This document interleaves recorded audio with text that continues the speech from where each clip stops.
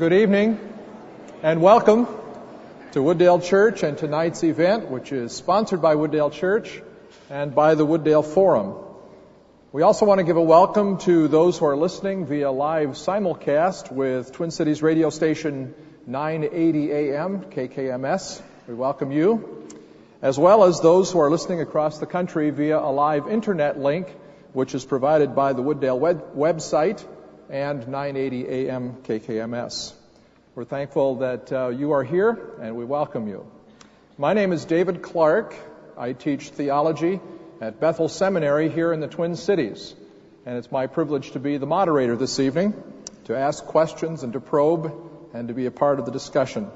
Our topic tonight, as you know, is a perennial question: do evil and suffering disprove God?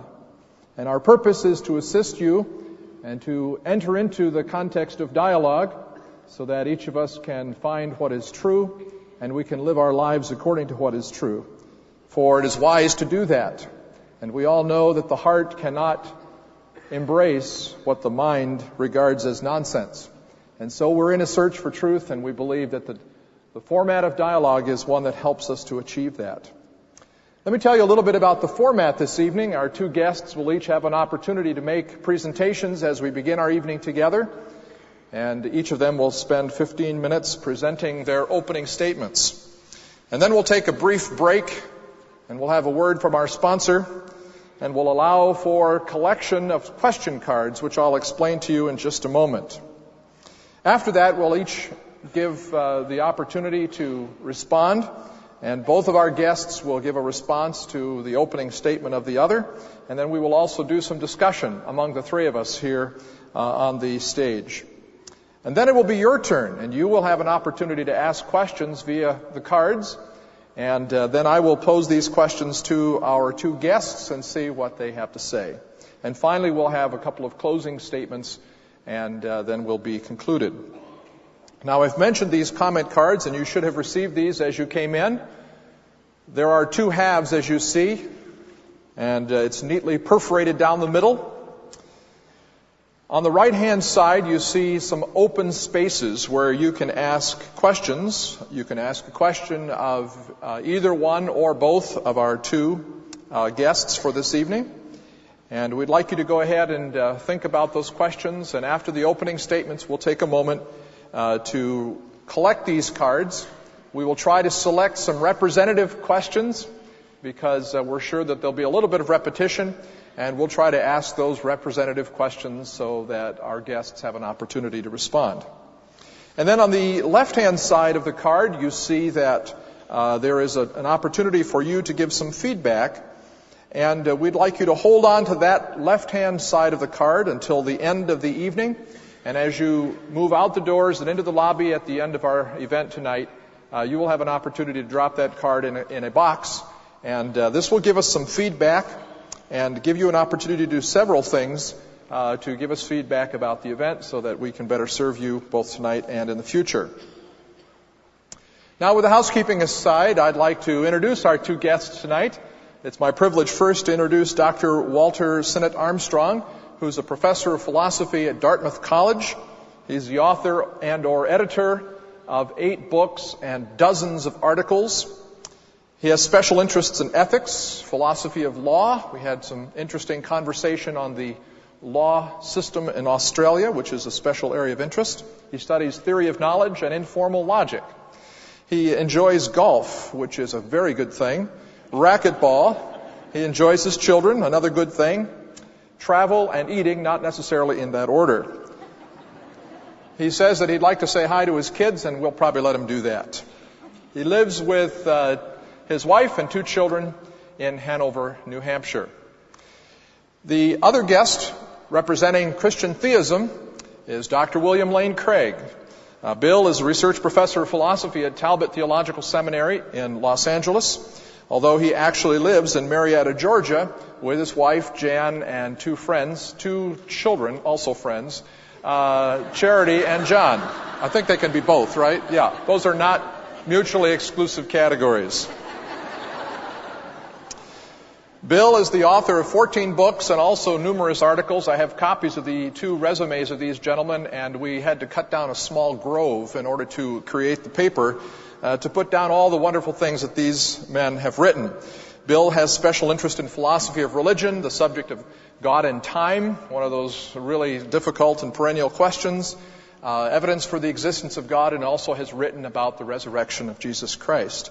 And as I say, he is now living in Marietta, Georgia, though he has spent 13 years living in Europe in 4 different countries, so has had a good bit of international experience. Well, it's my privilege to welcome both Walter and Bill to Wooddale Church this evening. And now we're going to begin our topic, Do Evil and Suffering Disprove God? And we'll begin first with the opening statement by Walter, and then proceed directly from that to the opening statement by Bill. Well, hi, I'm very glad to be here, and thank you for inviting me. I must admit that I feel somewhat like a Christian in the Roman Colosseum. I don't think I've ever been in a church this big, but I assume you didn't come to see me eaten by lions, or at least I hope not. I hope that you came for an exchange of ideas, and I think it's great that Wooddale Church puts on this series of events which should stimulate your thinking, and I hope will lead to thinking well beyond this event and lead you to talk with each other about these issues in the coming weeks. So thanks very much for coming. I want to make it clear from the start why I'm here. I'm a teacher, and so I take it that my job is to educate and, of course, also to learn, because you can't educate without learning. So I want to make this debate an educational experience for all of us, including myself. I'm not here to win some kind of high school debate competition. I think of debate as a funny kind of thing. I hope this will be a discussion. I'm also not here to turn people away from religion. I think there are many wonderful things about religion. There are lots of different types of religion. Many people need religion in their lives in order to face difficulties. It often brings communities together. I don't want to undermine any of that. However, religion can play its positive roles without all of the fancy doctrines that theologians try to get you to accept. Moreover, some special doctrines about God are almost incoherent, or at least very implausible. And it's those and only those doctrines that I want to argue against tonight. Because my target is so limited, I think we have to start by saying what type of God we're talking about. And there should be a little slide that comes on at this point. There we go. Good. We're talking about a traditional Christian God as God has been conceived since the Middle Ages, which means that God is all good. God always does the best that he can, and he's all powerful, so he can do anything that's logically possible. He's not limited by the circumstances or even by the laws of nature. And God is all-knowing. He knows everything that is true. Now, those top 3 are the 3 I'm going to focus on, but I mentioned the other 3 in case they come up in discussion. God is supposed to be eternal, outside of time. He's effective. He can bring about changes in time. And he's personal. He makes choices, has a will, and so on. I want to argue that nothing has all of these features. There might be something that has most of these features, but there's nothing that has all of them. I should also say a quick word about proof, since that's in the title of the debate as well. I don't see how you can have an absolutely conclusive proof about any of these views about God. And so I'm not even going to try to give you an absolutely conclusive proof. What I'm going to try to do instead is to give you adequate evidence against the existence of a traditional God of the sort that was just defined. And my argument's very simple. It's very old. There's nothing new about it. I make no claim for originality. In its most powerful form, my argument focuses on examples. So here's one. A friend of mine had a child who was born with a horrible disease. Many doctors tried to save this child's life, but they couldn't. And the baby lived for a short time in terrible pain and then died. The parents were devastated. They separated from each other shortly thereafter, and they've really never recovered from the event.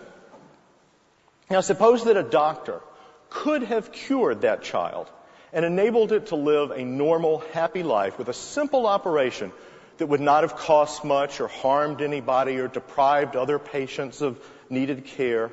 But nonetheless, the doctor chose not to save it. Why? Well, maybe the doctor just didn't feel like operating that day. I would consider such a doctor to be a moral monster, just to let that child die under those circumstances. And I assume that most of you would agree with me on that. Now apply these standards to God. On the traditional conception, God is omnipotent, so God can save my friend's child. Moreover, God could have cured the child with no harm to other people. God could have reached in, changed the genetic structure so that this horrible genetic disease did not occur, and the child would not have gone through all that pain and death. Did God have an adequate reason to let this baby suffer and die? Well, I don't see why he did. And I bet you can't see any good reason for God to let that happen either. It just doesn't make sense that an all-powerful, all-good God would let such evil happen. That's why this bit of evil is evidence against the existence of the traditional God. And notice that one bit of evil that's unjustified would be enough to refute an all-powerful, all-good God. But it's worth mentioning that there's lots of evil like this in the world. My friend's baby was not the only one who dies of such diseases. There are also earthquakes and tornadoes and floods. People die for many different reasons in many different places. And in each case, God could stop it. We would certainly stop it if we could. So the question is, why doesn't he? That's the basic idea. Now my argument can be presented more formally, and that's the next slide. If that's, there we go. Nope, it's the one behind that, the argument for the existence of God. Perfect, thank you. Premise 1. If there were an all-powerful and all-good God, then there would not be any evil in the world unless that evil is logically necessary for some adequately compensating good. Well, there is some evil in the world, and some of that evil is not logically necessary for any adequately compensating good. Therefore, there can't be a God who is all-powerful and all-good. That's it. It's a pretty simple argument. But it does contain a few terms that I think I need to explain to get it clear. The first crucial term is evil, because that's what we're talking about. By evil, I mean anything that all rational people avoid for themselves unless they have some adequate reason to want that evil. And on this list, then, things that meet that test would be pain, disability, ignorance, death. All of those things are something nobody wants for themselves without an adequate reason, unless they're irrational or mentally ill in some way. Still, of course, it's not always irrational to seek these things for oneself when one does have an adequate reason, and sometimes one does. Here's an example. I used to wonder about why I would pay someone to drill on my teeth. Because it's excruciatingly painful and extremely uncomfortable to me. But of course the reason is clear. If I don't put up with that short-term evil, in the longer term I'm going to suffer even more pain and disability. So some evil seems to be justified. Well, when is it justified? Evil is justified when there's no other way to avoid it or no better way to avoid it. Some greater evil like tooth decay in the future, or no better way to get a greater good in the future. If I could prevent tooth decay simply by taking a pill that tastes good and has no side effects, then it would be just crazy to go to the dentist and have him drill on my teeth. I take it that's all common sense. Morality enters the story when evil is caused not just to myself, but to other people as well. It's morally wrong to cause evil to other people. It's morally good to prevent evils for other people. And of course we have to add, unless there's an adequate reason, again. Sometimes we do have a reason, self-defense in war. We might kill someone in self-defense. Doctor might amputate someone's leg, producing a disability in order to save a life. But if there's no reason like that, to cut off somebody's leg when there is not an adequate reason like that, would be morally bad. Now, the problem of evil arises because God is more skilled than any human doctor. God can prevent tooth decay with no pain. God can save any patient's life without amputation, and God can save my friend's baby from the suffering and death that it faced. It might seem that even God cannot do this because it would violate the laws of nature. But remember, God is omnipotent, can do anything logically possible. God can do miracles. He can intervene in nature and even change the laws of nature. That is, if He exists. Consequently, the only evils that God is justified in allowing are those that are logically necessary in order to promote some adequately compensating good. And that's what the premise of my argument claimed. Now, I hope this makes my argument clear enough. As I said, the argument's very old, so of course Christian theologians throughout the ages have provided many possible responses to it. But I don't think any of those responses are any good. I can't go through every possible response at this point, or ever for that matter, but I will mention a few. And others might come up in discussion, so this will be a chance for you to raise responses that impress you. One traditional response is that evil is imposed by God as a punishment for sin. The first problem with that response is that it doesn't seem that evil is distributed in accordance with sin. There's no reason to believe that someone who's struck by lightning has sinned more than someone who's not struck by lightning. Moreover, even babies suffer, but babies have not sinned yet, so there's nothing to punish them for. That's why in my example I use babies. Now, some theologians respond that babies are punished for original sin. But if you think about it, that's just grossly unfair. Long ago, governments did punish whole families for the sins of one member of that family. But today we view that as barbaric. So original sin can't be a good reason for God to allow babies to suffer and die. Another common response is that the child who suffers in this life is repaid in heaven. But just think about it for a minute.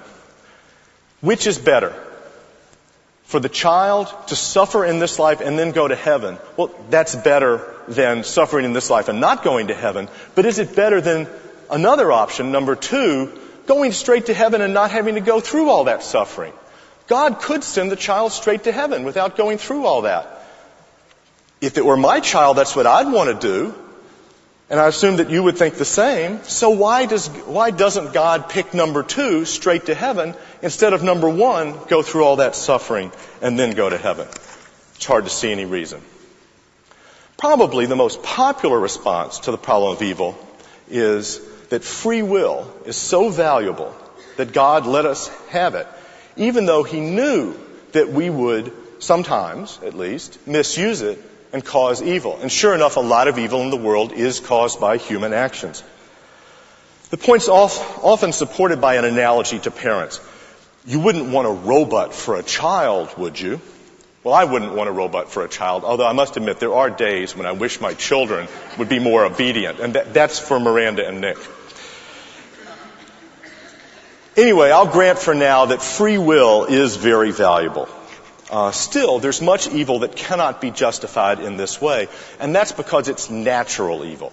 That means evil that is not brought about as a result of human actions, but rather through natural processes. This includes diseases, it includes earthquakes, lightning, and so on, and all of the anguish and pain and death caused by those natural disasters is something that cannot be explained by the need to have free will, because they don't occur because of free will. That's why I use natural evil in my examples, and that means that free will cannot provide God with a good reason to let people suffer and die as much as they do. Well, another response refers to a different compensating good. Evil builds characters. The child suffers and dies, but the parents become more courageous and observers become more compassionate. Again, just think about it. God's omnipotent. God can make these people compassionate by showing them movies or making them dream about evil and learn things in other ways. You don't have to have people actually going through it. Also, it's unfair to make this child suffer so that somebody else will learn something. We would certainly not praise a parent who let their child die in a horrible way just to teach that child's siblings some kind of lesson. But if that's because it wouldn't be fair to the child who suffered, and that means God's not fair if he's doing the same thing. The same point about fairness applies to another response that Bill Craig sometimes uses, that evil is used by God to maximize the number of people who know God and glorify God. If you think about it, it seems awfully narcissistic. If God allows babies to suffer so that other people will glorify him, then it seems horribly unfair to those children. If a father told us that he doesn't care whether his children suffer, he's going to let them suffer so they'll need him and turn to him for help, then we would think he was some kind of egomaniac. Besides, God could lead people to him in lots of other ways that don't involve as much evil. Now, another common response is that God has a reason, but we can't see it. To see the problem here, just think about your neighbor again. Always think about your neighbor. Suppose your neighbor lets his children starve. He has plenty of food that he could give to them, but he doesn't give them that. So we think he's bad. And then someone says, well, maybe he has some reason not to share that food with them. Maybe he's going to use it for some better purpose later on. But we wouldn't think that that was a good reason to think that he does have some reason to use it later on. We would think that we have evidence to believe that our neighbor is a bad person if we don't see the reason, because we have to use the standards that we have. I see I'm out of time, so I'm quickly just going to mention the overriding response, which is the last one on my list. The theists sometimes say that evil gives us some reason not to believe in God, traditional God, but they insist that this evidence is overridden by other arguments for the existence of God. Well, the problem here is that I don't think any of these arguments work. And even if they do work, because that's a controversial claim, but even if they do work, it's hard to see how the arguments for, say, a creator could show that that creator is all-powerful and all-good. Very powerful and very good, maybe, but not all-powerful and all-good. So those arguments for a creator of some sort can't undermine my argument about evil. So in conclusion, it seems to me that theists have a choice. They can say that God's not all-powerful, or they can say that God is not all-good. What they can't do is face the evidence of evil in this world and still believe in the traditional Christian God who's both all-powerful and all-good. And that is the only God that we're arguing about today. So my arguments show that there's no God of the relevant kind. Thank you.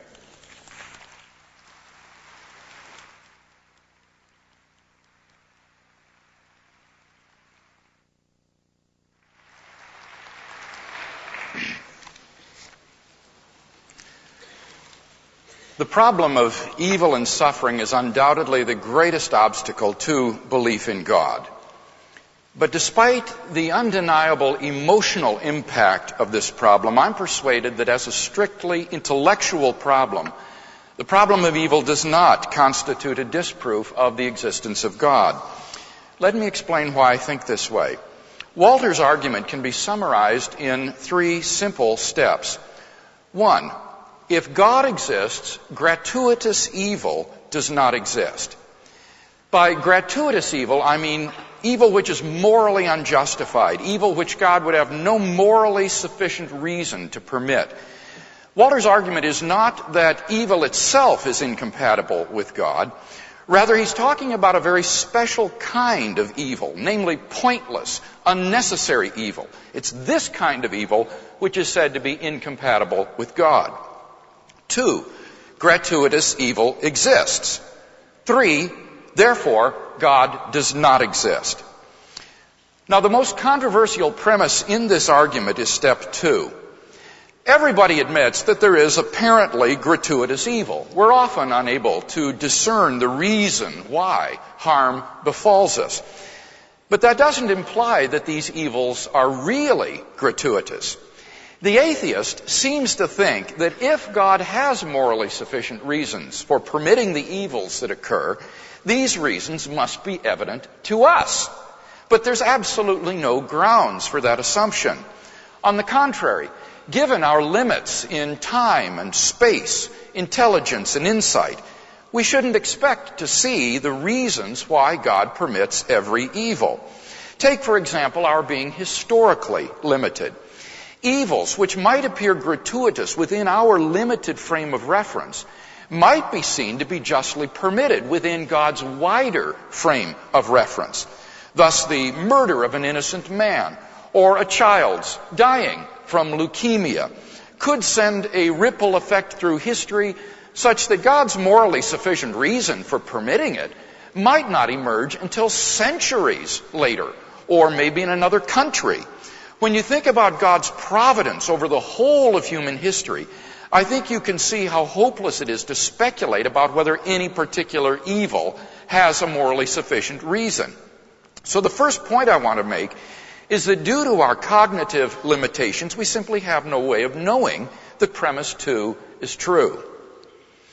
The second point I'd like to make is that if certain Christian doctrines are true, they increase the probability that evils would appear to be gratuitous, even though they're not. This makes it all the harder for Walter to justifiably infer from the appearance of gratuitous evil to the fact of gratuitous evil. What are some of these doctrines? Well, let me mention 3.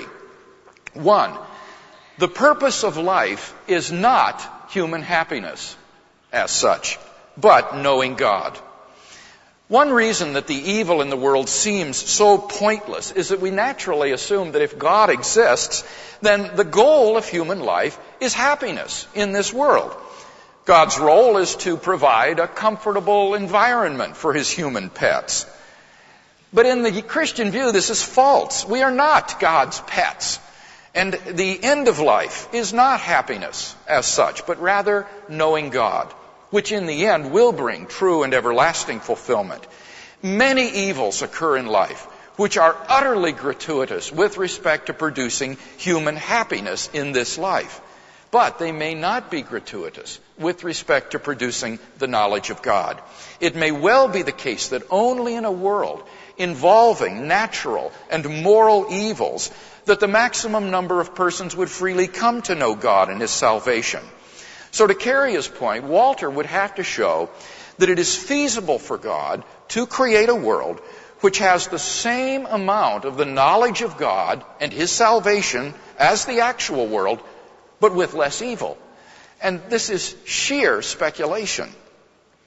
2, mankind is in a state of rebellion against God and his purpose.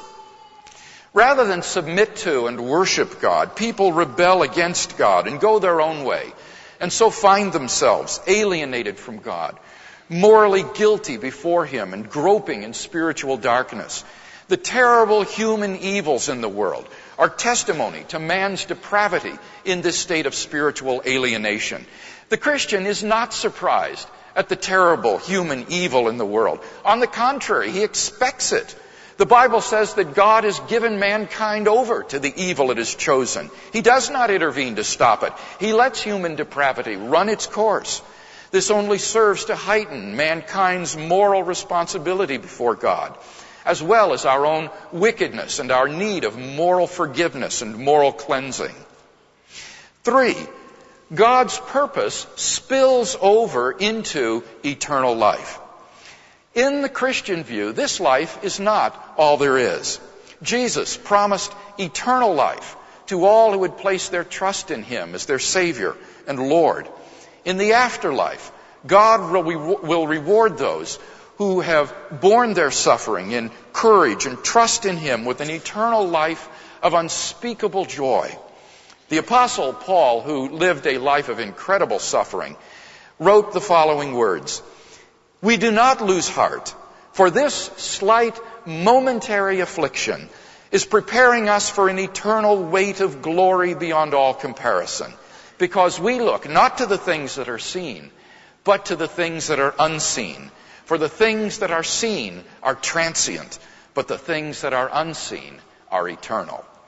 Paul imagines, as it were, a scale in which on one side all the sufferings of this life are placed, and on the other side is placed the glory that God will bestow upon his children in heaven. And the weight of glory is so heavy that the sufferings of this life are not even worth being compared to it. Moreover, the longer we spend in eternity, the more the sufferings of this life shrink by comparison to an infinitesimal moment.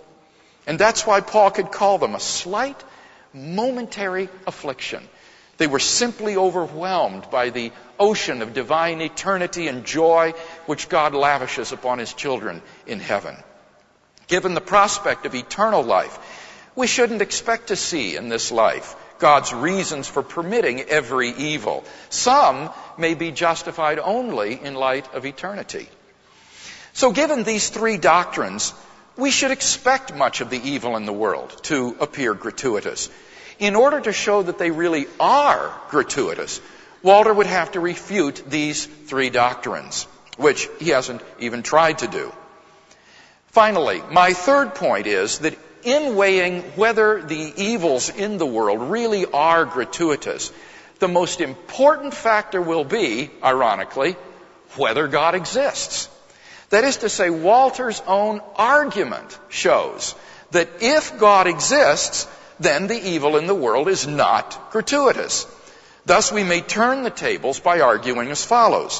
1, if God exists, gratuitous evil does not exist. This is Walter's own premise. 2, God exists. This is what the Christian holds. It follows that 3, therefore gratuitous evil does not exist. Thus, if God exists, then the apparently gratuitous evil in the world is not really gratuitous. Thus, the issue comes down to which is true, 2 or 2 Let me share 3 reasons why I think premise 2 is true. 1, the origin of the universe makes God's existence highly probable. Have you ever asked yourself why anything at all exists, where everything came from? Well, typically atheists have said that the universe is just eternal and uncaused.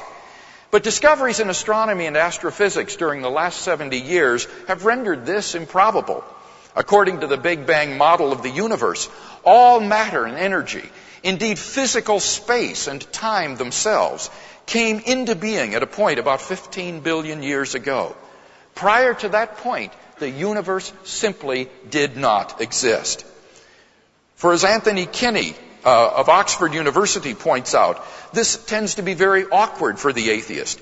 Kinney says a proponent of the Big Bang theory, at least if he is an atheist, must believe that the universe came from nothing and by nothing.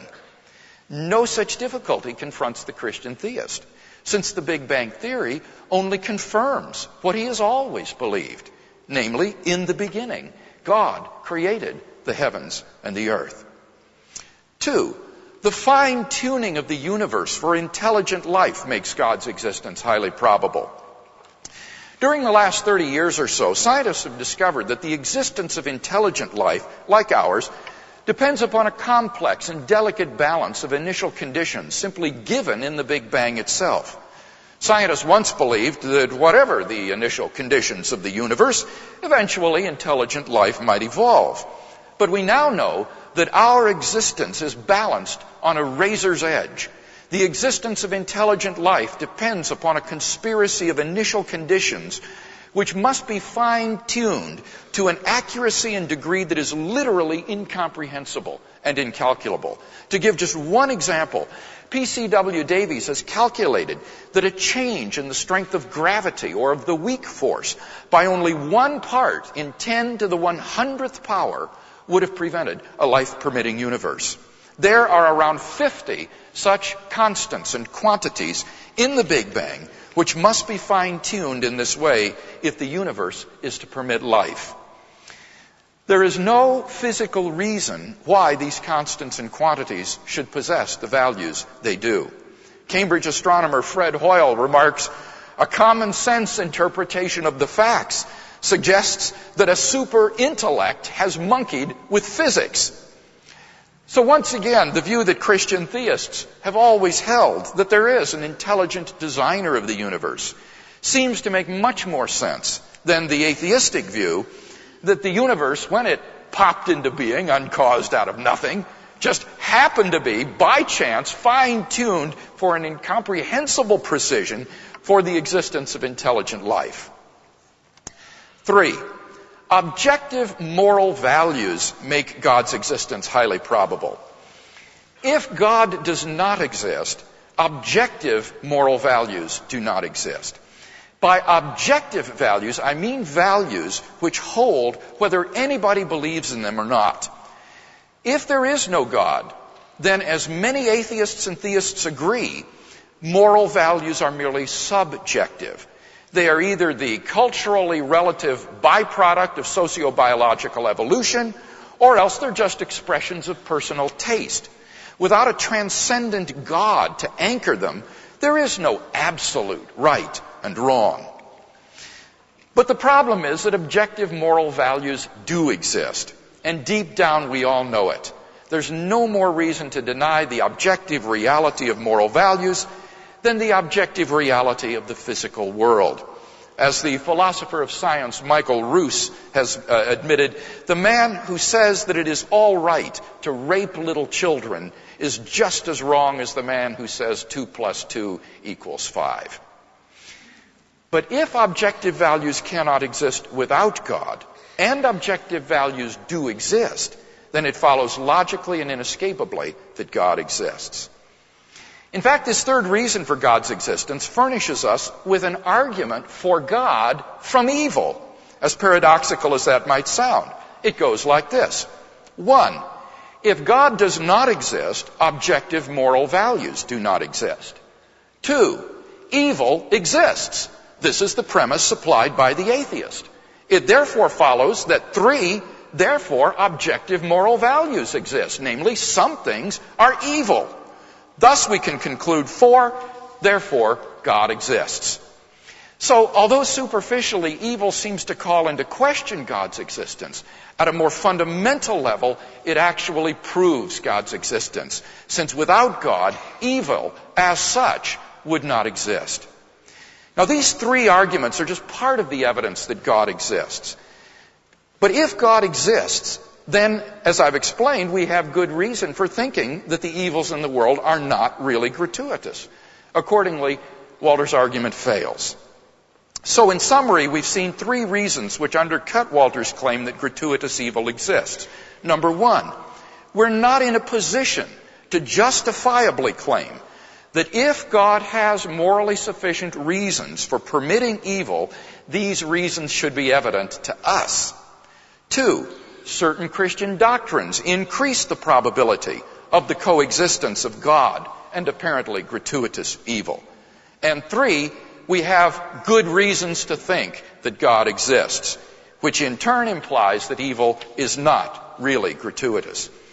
Now, all of this has been said in response to Walter's premise 2, but premise 1 is not obvious either, and some thinkers have denied it. Perhaps there has to be a certain amount of gratuitous evil in the world. If that's the case, then Walter's argument is doubly fallacious. In conclusion, then, as an intellectual problem, the problem of evil, I think, does not disprove God. Of course, the problem of how to deal emotionally with evil still remains, and perhaps we can talk about that more as the evening unfolds.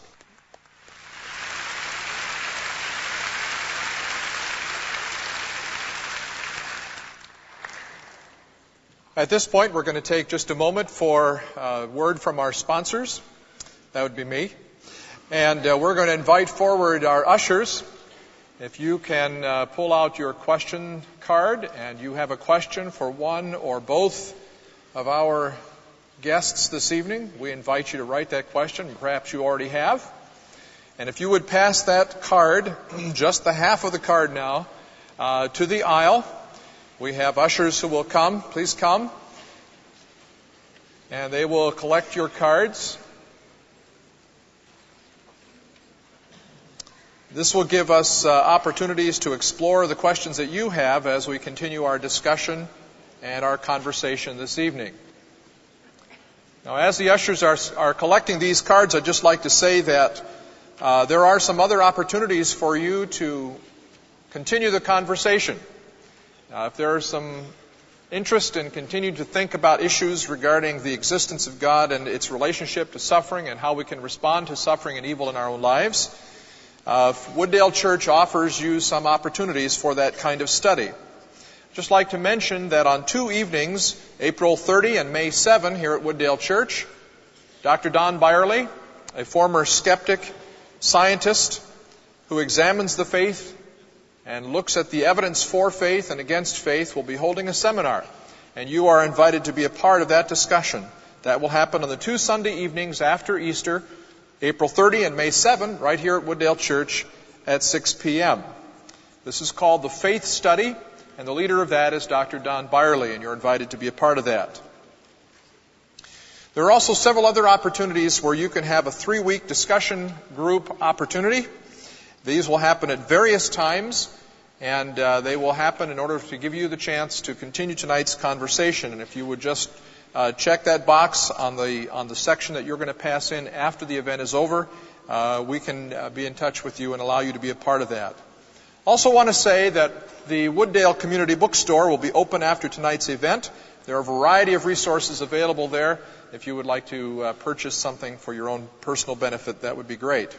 And finally, immediately after this session, the Wooddale Cafe, as always, will be open, and you're invited to come to the cafe and to talk with others and be in conversation at that time. Now, for the rest of the evening, what we're going to do is to have a time now for conversation with the three of us on the platform. First, we will give Walter and then Bill an opportunity to give a response to the other person's presentation, and then we will participate in a dialogue and discussion here on the platform. And then after we've done that for a time, we will turn to your questions, and we will ask each of our guests to respond to those. So at this point, we're going to begin with Walter and give him an opportunity to respond just from his chair here to what Bill has said for 4 or 5 minutes, and then we'll allow Bill to respond briefly to what Walter has said. I was somewhat surprised to hear you say that I hadn't responded to those arguments, because it seemed to me that I responded to all of them in the course of my remarks, such as the fact that even if there is a God who is a creator, he doesn't have to be all-powerful and all good, and that's the kind of God we're talking about. So we can talk about that, but I just have to say something at the beginning. Atheists do not believe that it's okay to rape young children.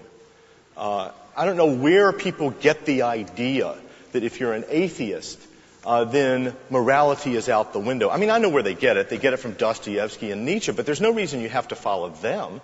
I suggested a very good reason, I think, why it's wrong to rape little children, because it hurts them. It causes evil in their lives. And there's no compensating benefit, and it's wrong to cause evil with no compensating benefit. And little children are no exception to that. So I don't get this argument from moral values, objective moral values, because I think there are objective moral values, and atheists should agree with that as well as theists.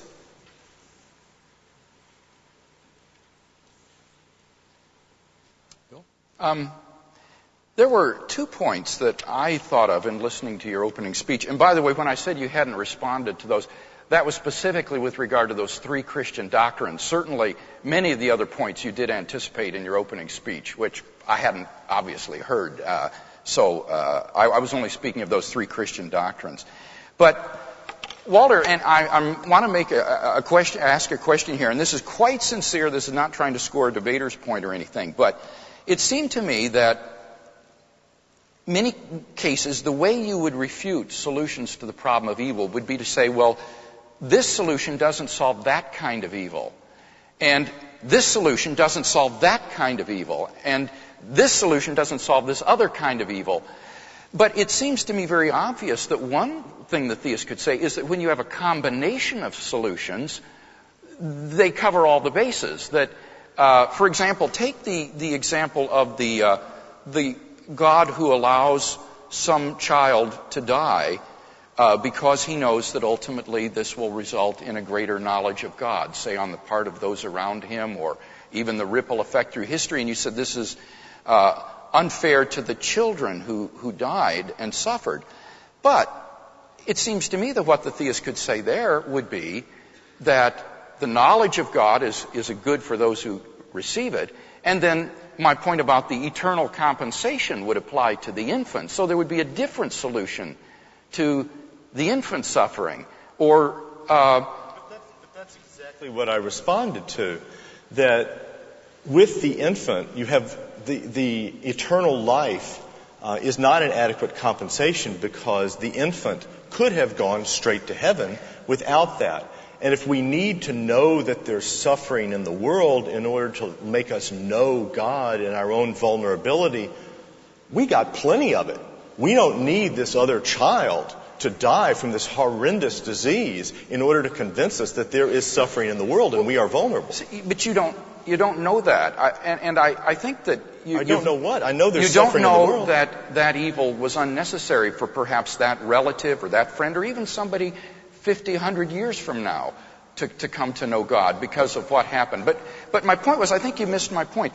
See, you did exactly what I said, is that the justification, the morally sufficient reason for the infant dying might be that some person would come to know God. And the way you respond to that is, well, the infant himself could have gone to heaven without having to suffer. Right, but that's not the solution that I'm proposing for the infant's own suffering. For that one, that would be the other solution of the eternal compensation. You see, so that what you're doing is you're showing that no one solution covers all the bases.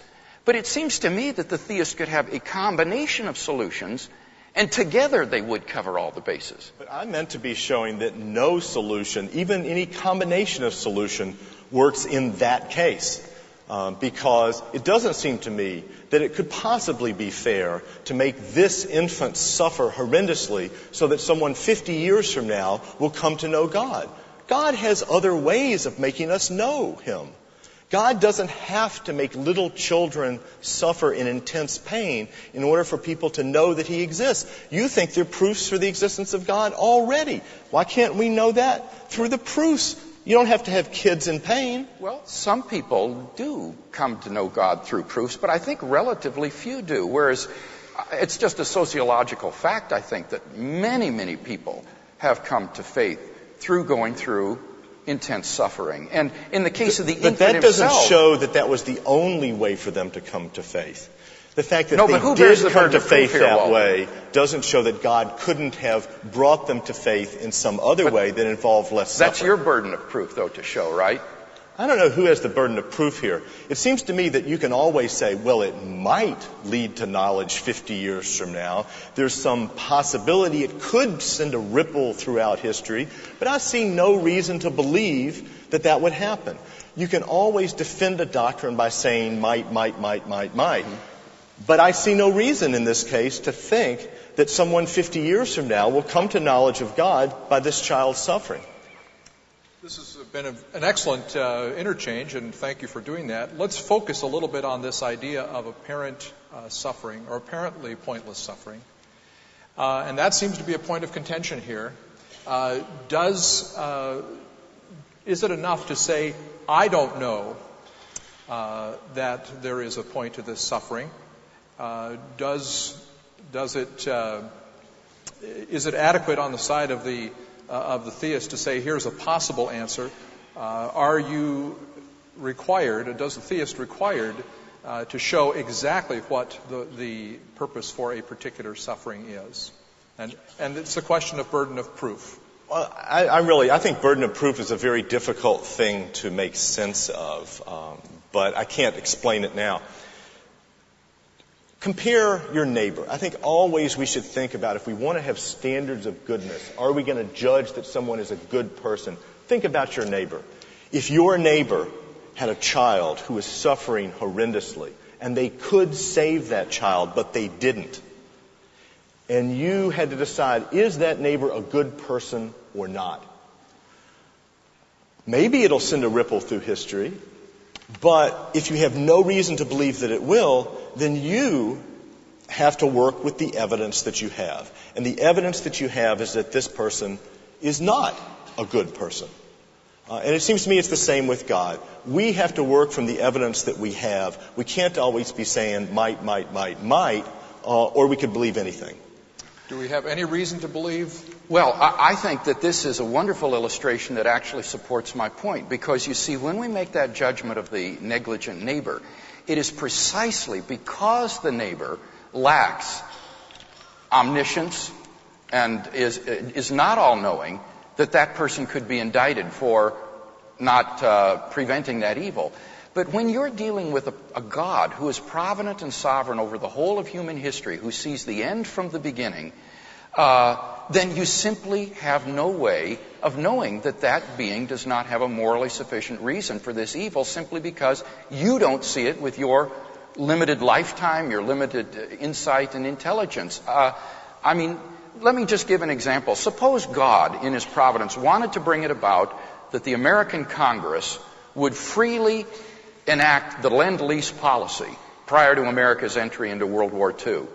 Think of the innumerable, incalculable contingencies in history that would have to be engineered in order for those circumstances to come about, where those free agents would be freely elected to that legislative body, would freely adopt that policy, and so forth. It might well involve all kinds of evils along the way that we couldn't even comprehend in order to bring about just one single event in history. And so when you're dealing with a provident God, He's totally unlike the negligent neighbor. Well, I think the negligent neighbor might, in fact, know a lot more about his family, his children, than I do. And so if I think that this person might have a reason for allowing their child to suffer, or for beating them as a punishment for not cleaning up their room, or whatever, then I go to the neighbor and I ask. I say, what is your reason? Well, I haven't been given any reason other than speculation about what might be the case as to why this particular child would be allowed to suffer. So I asked God, and the question is, if God has such a reason, why doesn't God tell me? Do you really think, though, that is a reasonable demand, that for every single thing that goes wrong in our lives, that we would have this sort of hotline to God where God would tell us, this is why this has been permitted in your life? I mean, to me, that turns the universe into a haunted house. Let's let him finish here. That turns the universe into a sort of haunted house, I think. I think that what God has done is He has given us sufficient evidence for His existence and His love, and says, trust me through this as you go through this. But you're not going to know for every single thing that goes wrong why it happens. That it's useless torturing yourself trying to figure that out. Well, I'm not torturing myself trying to figure it out. But if God is omnipotent and omniscient and omnibenevolent, then my ignorance would be an evil that He should try to minimize. And I would like to see it happen, you know? Let's turn our attention to the question of moral values. Now, both of you raised these issues, and if there is evil in the world, that suggests that there's some way for us to detect good and evil, and some ultimate reason why we would say this is good and that's evil. Bill, you think that evil and good require some kind of moral principle, and that the moral principle requires the existence of God. Why would you say that? Well, I think that it's very hard on atheism or naturalism to get some kind of normativity, or any kind of normativity of the way things ought to be, or that something else ought not to be. On the atheistic or naturalistic view, we are just animals. We're advanced primates. And when you look at, in the animal kingdom, actions that look very much like rape go on all the time, and animals are injurious to each other. They hurt each other. And yet these are not immoral. When a lion kills a zebra, it kills it, but it doesn't murder it, because these things are not against any kind of, they're not moral agents. And similarly with rape that goes on in the animal kingdom. So it's very hard for me to understand why these strange moral properties suddenly accrue to Homo sapiens on an atheistic view, that these actions which are natural and normal in the animal world suddenly become forbidden for us in the absence of any moral lawgiver. So the question for you would be, is it really adequate to say that it hurts counts as a ground or a basis for these moral values? No, not by itself. When a rock falls off a cliff and hits me in the head, I don't hold it morally responsible. Why not? Because it doesn't have free will, and I don't think animals do either, and so we don't make moral judgments of animals. for that very reason. But that doesn't mean that the atheist can't say that moral judgments are made of creatures with free will when they cause harm to other creatures for no adequate reason. Now, you told me in Dartmouth when we had a dialogue there that you didn't believe in free will for human beings. No, I did not say that at Dartmouth. Well, how can you, as a naturalist, and I assume a materialist, hold that there is freedom of the will if there is no immaterial self? Isn't everything that we do just determined by our genetic makeup and our sensory stimuli, so that everything we do is determined? Otherwise, where does this free agent come from? I don't know whether I'm not sure how this fits into the debate, but I happen to be a compatibilist about free will. I think that in fact we are determined to act in the ways that we do, but nonetheless we can have free will because the two are compatible if you think about it. It all depends on how you're determined. If I am determined by someone pushing me and I fall into you, then I'm not responsible for harming you because I was pushed. I had no control over it. But if I run into you because I chose to and had a desire to because I wanted to hurt you, then I did it of my own free will. I would be the first to admit that there are a lot of tricky cases in the middle. What do you do about mental illness? What do you do about extreme passion? And so on. That's a very difficult issue. But I don't see why an atheist can't believe in determinism and also free will of some sort that needs to be defined more precisely. Okay. Let's take a final question here, and then we have some questions that have come from the internet and from the audience, and so we're going to pose those to each of you and give you an opportunity to respond to those. But a final question in this question and dialogue time, which has been really very good, I think, is this. Let's suppose that we have a person who has suffered significantly through this person's life, and at the end of her life, she is now facing death. From your worldview, what kind of opportunity would you give to her? What kind of advice or what kind of consolation, sort of practical benefit would you provide for that person based on your worldview? And I want to ask both of you that question to see how you respond. Walter, why don't you go ahead? What would I say to her to make her feel better about the fact that she's dying? The question is, what kind of advice or response would you give her in this situation? I would tell her that she has done a lot of good things in her life, I would assume. If she's a friend of mine, that'll be true. Yeah. And that she should be thankful for all the experiences that she has had, all the people that she has been able to love and help, and all the people who have loved her and the effects that they've had on her life. And that that's the most we can expect. And that that's enough, that's a lot to help other people. Bill? I would try to assure her of God's unfailing love for her, that as she goes through these deep waters, that God will be with her, that He will guide her through death to the other side, and that there awaits for her, if she will trust in God and His grace through Jesus Christ, a glorious life of unspeakable joy that awaits her, and that this transition from physical life here to everlasting life is but a transition from a cramped and narrow foyer into a great banquet hall of God's eternity, and that therefore she can face this with courage and with hope that she is not alone. Okay. Well, thank you for that. And now we're going to turn to some questions that have come from you and from those who are on the internet and from other sources. And we will ask the questions alternately to our two guests and give them an opportunity to respond. First of all, Bill, a question for you from a questioner on the internet posed it this way. So, where was God during the drought in Africa when thousands of people starved to death? How does a loving God allow that to happen? Well, it's very interesting that this is one of these cases where human moral evil gets inextricably intertwined with natural evils. Those famines in Ethiopia that were brought to our attention a few years ago so poignantly on television are not the result of natural disasters. That is the result of the dictatorial regime in Ethiopia and in the Sudan that is carrying out a terrible war against the peoples of the South, and they were using food as a weapon. They were literally starving those people to death. So in that case, again, it's not God who is to blame. It's human beings themselves who have brought these atrocities on the world. If there were a world in which everyone were to obey the teachings of the Sermon on the Mount, although there could still occur natural evils, they would be tremendously reduced. There would be aid and help for people who go through natural evils. The world would be transformed in ways that we can scarcely imagine.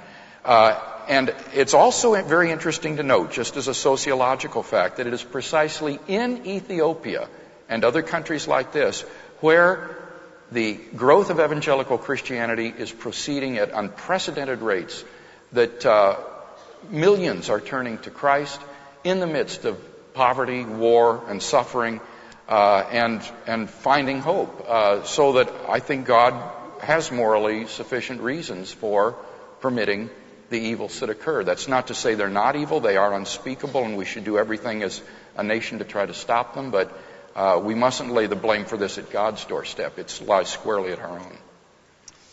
Walter, here's a question for you, also from the internet. It's asking this question: if evil existed prior to the emergence of human beings, and I take it that it means through the evolutionary process, which you would hold to, I assume, what would be an example of this evil, and how would you account for evil existing prior to the emergence of human beings?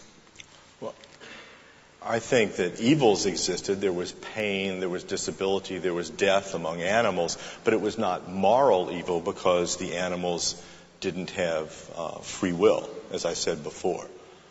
So I'm not sure that more needs to be said about that. But can I say something about the Ethiopian famine? Okay. Because I completely agree, by the way, about the Ethiopian famine being due mainly to moral evil by people. Amartya Sen, who is the first philosopher in a long time to win a Nobel Prize, has shown that famines arise largely from lack of information and political instability and so on. But the fact that it arises from people doing those evil things doesn't show that God is not also responsible.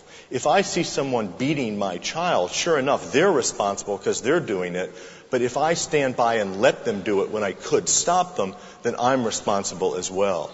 And so the fact that people are guilty through their own free will doesn't mean that God is not responsible. Because God, after all, could stop those things from happening without taking away those people's free will. They can still choose to do it, but He can make them ineffective. He can make them fail in their plan, and then they keep their free will without causing so much harm.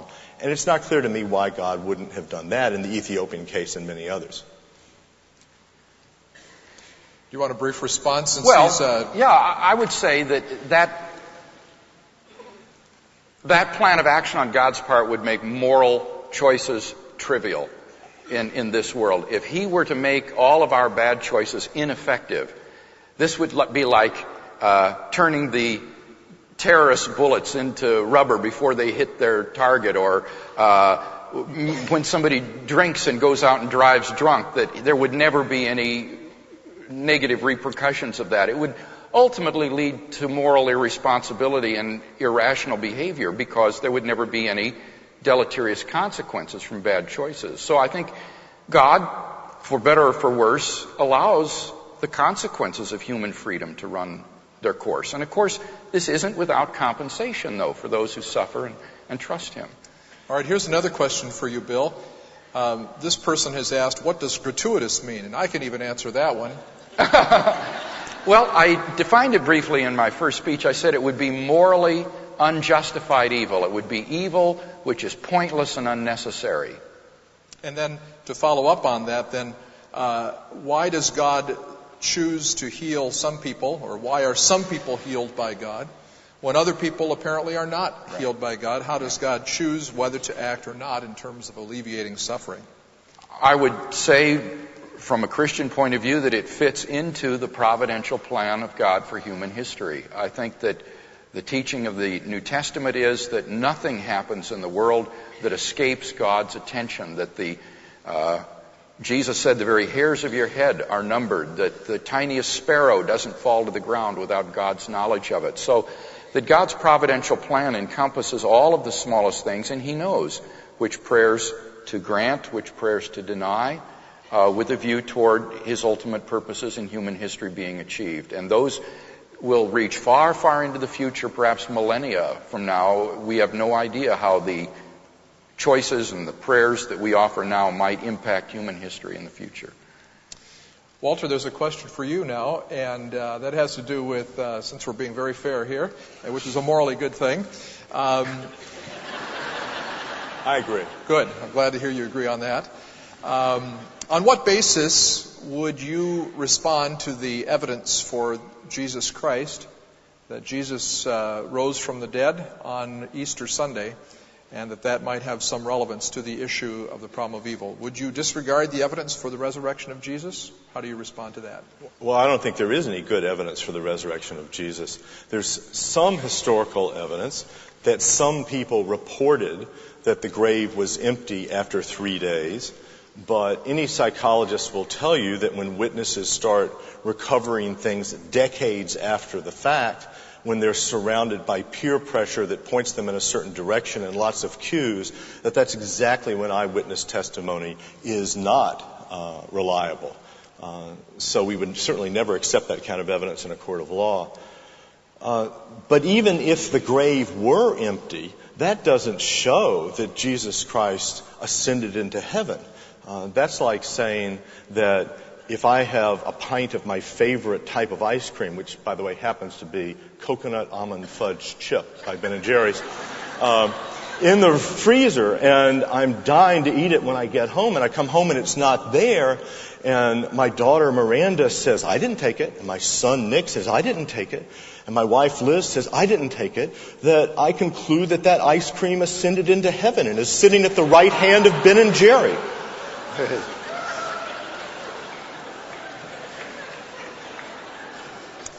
Okay. It's an interesting analogy. Bill. You know, this fudge ripple ice cream thing has really got me going here. I'd like to pursue that for another half hour. But, Bill, why wouldn't God comfort us by letting us know the reasons He has for allowing evil?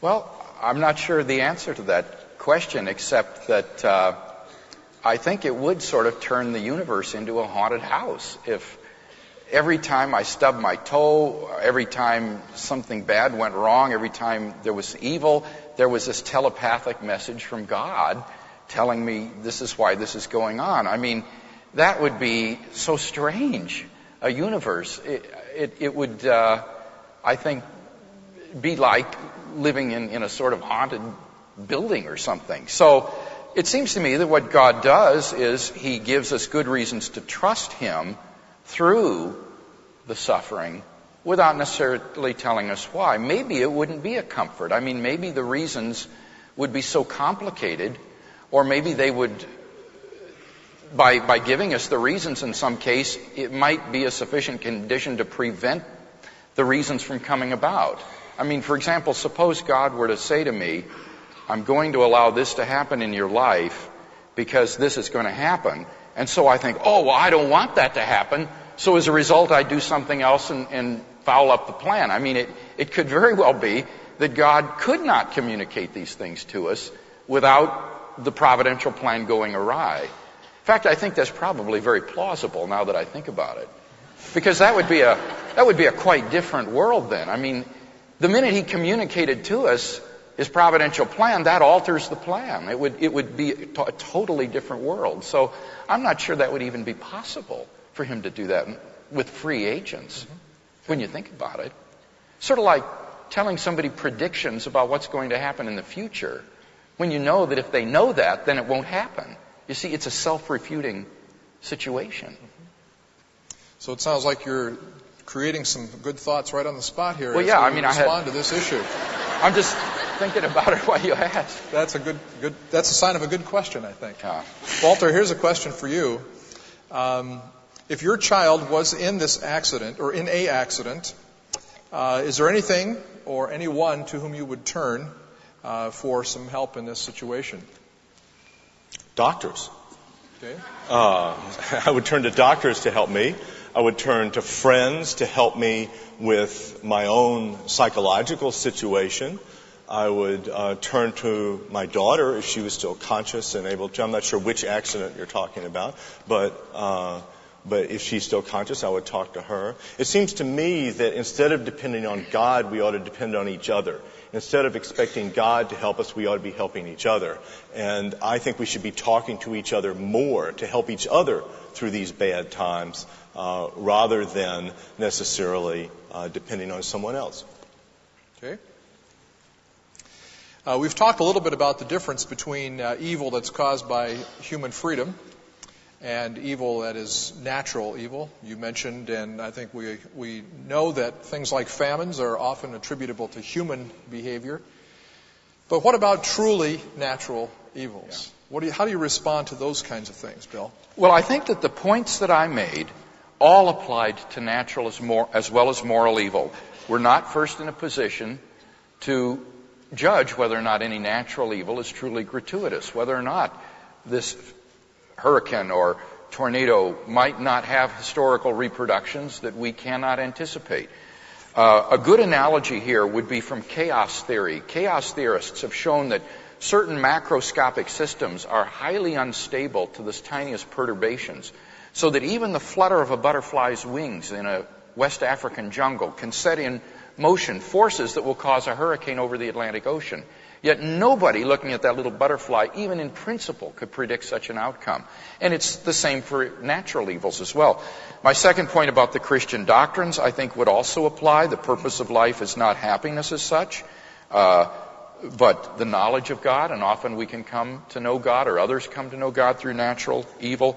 And then the good reasons that God exists would outweigh any improbability that natural evil might be thought to throw upon God. Even the free will defense is relevant here, because you see, it might be only in a world involving natural evils that the maximum number of people would freely come to place their faith in God and come to know Him, so that natural evils form a context in which free agents act and react. So freedom of the will is relevant even in the case of natural evil.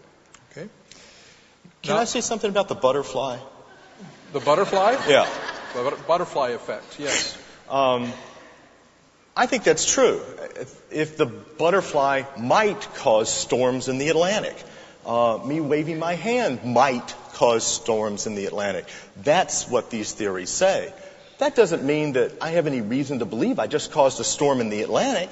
I have every reason to believe that that is not going to cause a storm in the Atlantic. It's a mere possibility that that might cause a storm in the Atlantic, with no reason to believe that it will.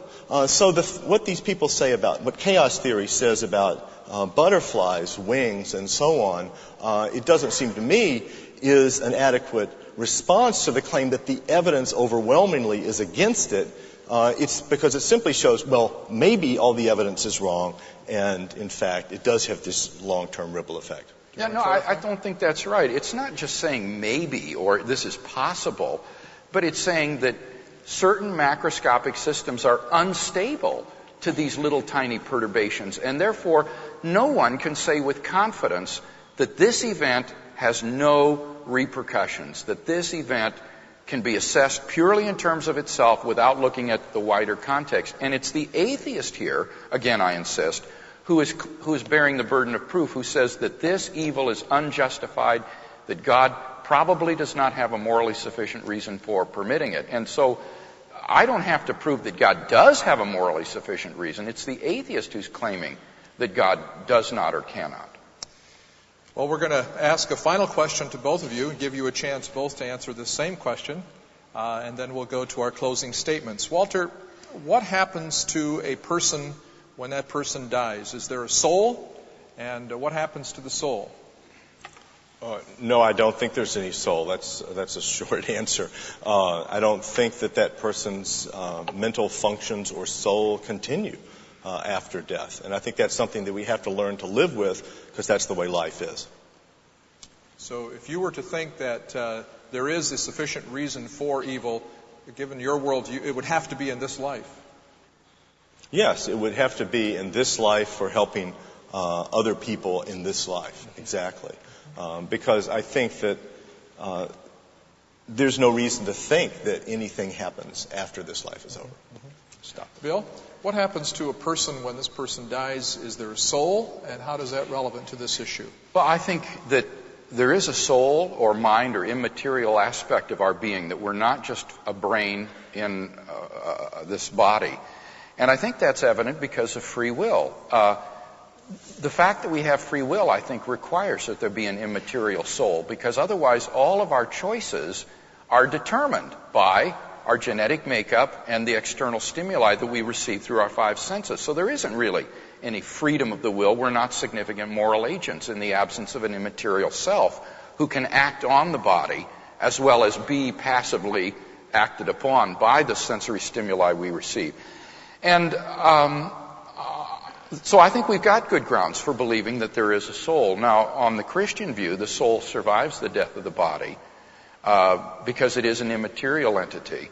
And ultimately, the Christian hope is for a reunification of the body and soul in the resurrection state in life everlasting, where God will wipe away every tear, evil will be vanquished forever, physical deformity and pain will be gone, and there will be eternal life in God's new creation. So that's the hope to which Christians look forward.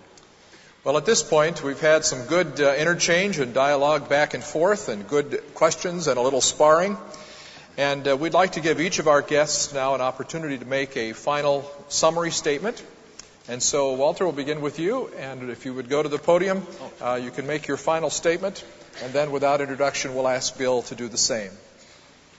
Well, I said that this was one of those issues that there's no conclusive proof one way or the other. And guess what? I was right. My argument was simple, that if God is all good and all powerful, then there wouldn't be unjustified evil in the world because he wouldn't let it happen. But there is unjustified evil in the world, or at least there's certainly evil in the world, and I don't see any reason, and as far as I can tell, no one has shown that there is any reason, although we can always speculate about there possibly, maybe, sometime, in some way, being some reason that we don't have any reason to believe in. Now, Bill gave several responses. One is that we're just not in a position to know that there's no reason. I agree we're not in a position to know conclusively. But I don't think I just caused a hurricane.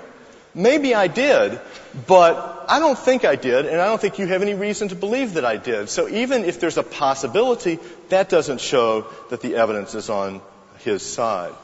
He also referred to the three Christian doctrines as showing that, in fact, there would be some reason for this evil. But I actually talked about each of those in my opening statement and afterwards, if I'm keeping track of them properly, as I hope I am. One of them had to do with the afterlife. And it still seems to me that God could take my friend's child and send them straight to heaven without having to go through all that suffering. Or at least send them after only 10 minutes of suffering instead of 10 days of intense suffering. And I just don't see any reason for that.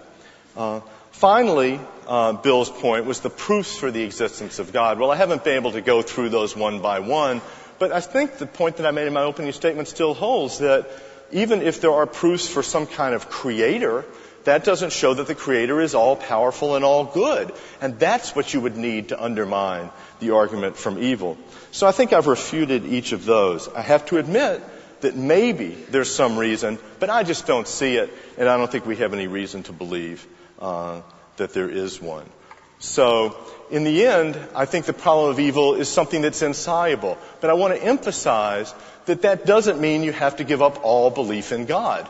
It means you have to give up a belief in this particular doctrine about God, that God is all good and all powerful.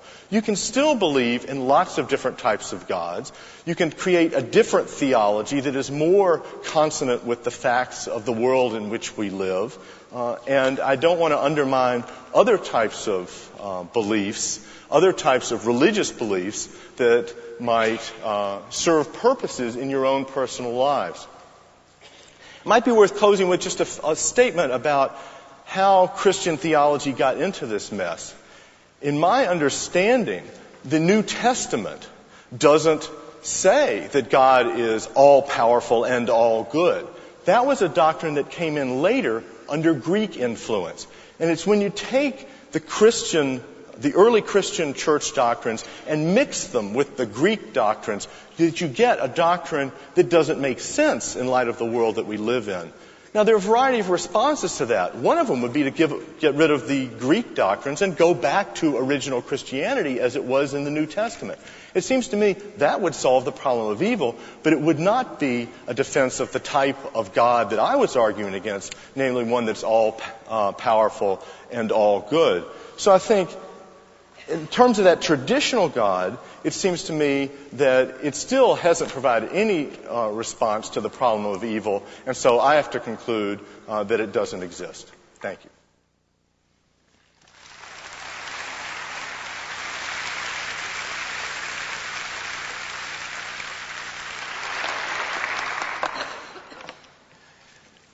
In my closing statement, I'd like to summarize the points that I made tonight. First, I argued that we don't really know that evils in the world are gratuitous because we're not in a position to judge the probability that God has a morally sufficient reason for the evils that occur. Remember my example of the adoption of the Lend-Lease policy, the innumerable contingencies that would be involved in planning that single event.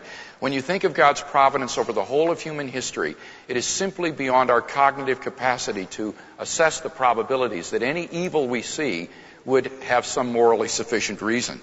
Secondly, I indicated 3 Christian doctrines which increase the probability that God and apparently gratuitous evil would exist.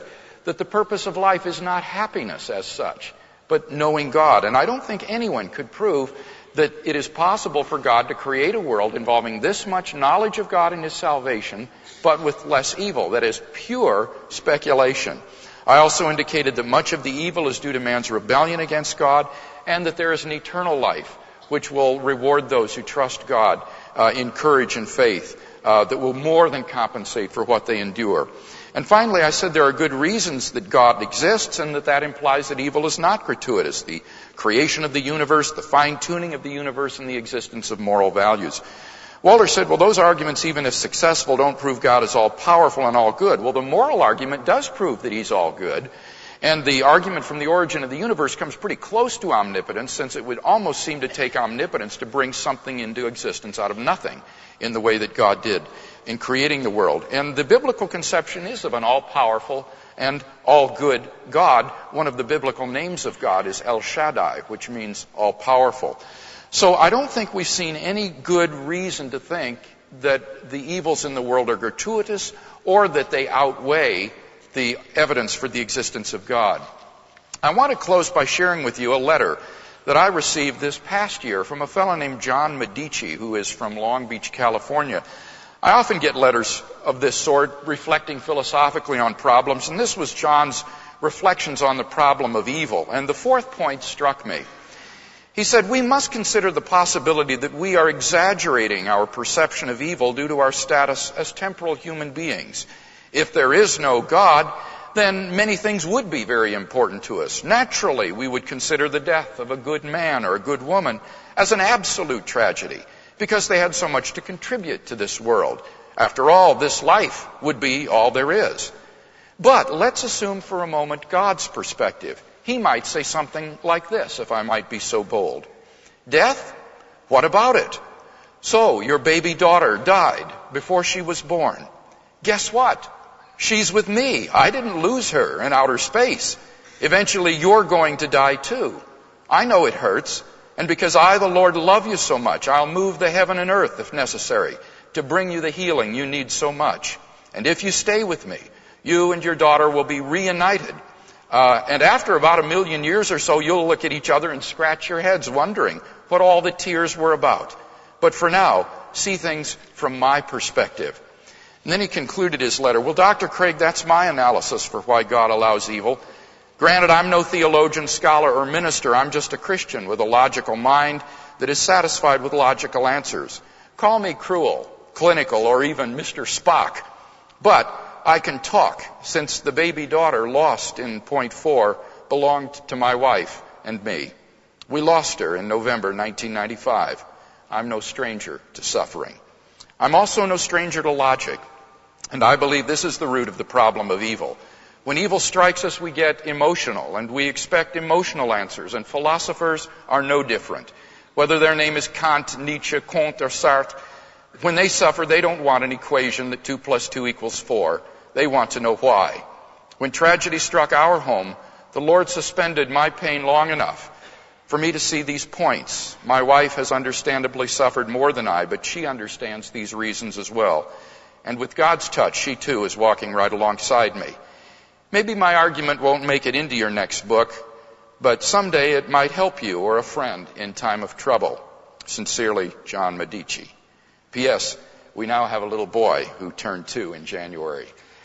I think John is absolutely right. The problem of evil is at root emotional. And I think that God is the ultimate solution to the problem of evil. If God does not exist, we are locked without hope in a world filled with gratuitous and unredeemed suffering. But if God exists, He is the solution to the problem of evil, for He invites us into the fellowship of an incommensurable good, everlasting life with Himself.